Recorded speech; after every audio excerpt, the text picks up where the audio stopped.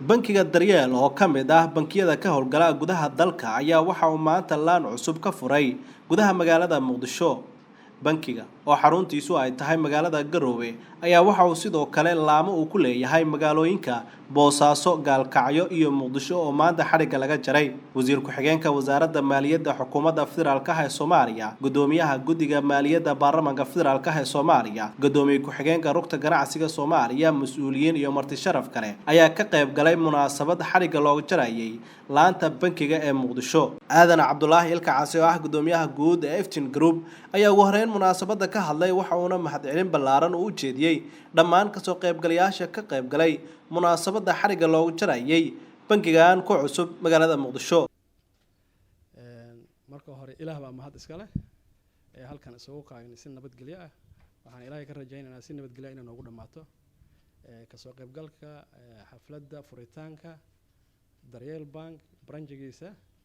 magaalada Muqdisho ee Trebiano. sidaad marka labaad waxaan u mahadcelinayaa dhammaan kasoo qaybgalayaasha haddii aan lahaa wasiirka, haddii aan lahaa qolada bankiga dhexe, xildhibaanada baarlamaanka, rugta ganacsiga, saxaafadda iyo dhammaan reer Iftin Group meel kasta ay ka yimaadeen. hadal badan ma raba inaan ku sii daaho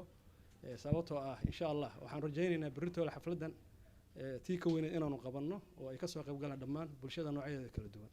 sidaa daraaddeed waa idinkaga mahadcelinaya imaatankaa noo timaadeen mar koowaad iyo mar labaad iyo mar saddexaad.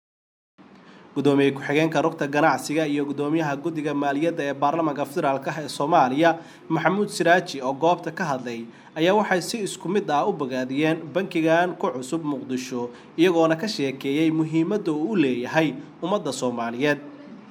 saaka markaan imaaday meeshaan waxaan ku dhahay gudoomiyaha teamka Iftin reason waxay siisaa baan ku dhahay aan bankigiin account aga furto service nooceed i provide gareyn karta ay i provide gareyn Premium Bank iyo Salaam Bank iyo bangiyadii kale oo meesha ka jiray maxaa la jiray xamar ka jiray markii hore marka wuxuu u dhahay caadiyan haddii aad rabtid inaad ka furatid account bangiyadan kala dhan in warqad intaad soo qaadid maxaa la jiray aad raadisid branch aad tagtid ID kan lagu dhaw waxaad registration process dheer baad had mare waxaan u maleynayaa inuu og yahay inaan aad u nacbanahay processka dheer iyo maxaa la jiray warqadahan badan oo korkoray marka wuxuu u dhahay taleefankaaga ma haysataa haa baan ku dhahay wuxuu u dhahay waxaad soo download garaysaa app la dhaho Yel appkan soo download garaysay waa self explanatory waaye appka haddii aad aragto very waxa waaye simple interface waaye oo wax lagu wareeri kara xitaa ma waxaan doortay bankigan Daryeel bankiga kale meesha ku qornayn hal daqiiqo uu qaatay inaan ku furto maxaa la jiraa account bankigan aan laga furto saaka marka waa runtii aad iyo aad ay noo farxad gelinaysaa qiimo badan noogu fadhida haddaanu nahay ganacsatada Soomaaliyeed bangiyada hal abuurka la yimid oo runtii muxuu ahaade wax badan adeega iyo shaqo abuurka labadaba soo kordhinaya. barnaamijka hadda uu la yimid Daryeel Bankina waa ugu hambalyeynayna waana ku soo dhaweynaynaa waxaanan isleenahay bangiyadu hadday soo bataan mid kasta customerkiisu heli doonaa laakiin waxyaabaha macaashka ah oo aad u muuqda waxa weeye ganacsigana waa kobcinayaan dhalinyarada hadda wax baratay oo hadda wadanka joogtaana shaqo ka helayaan. marka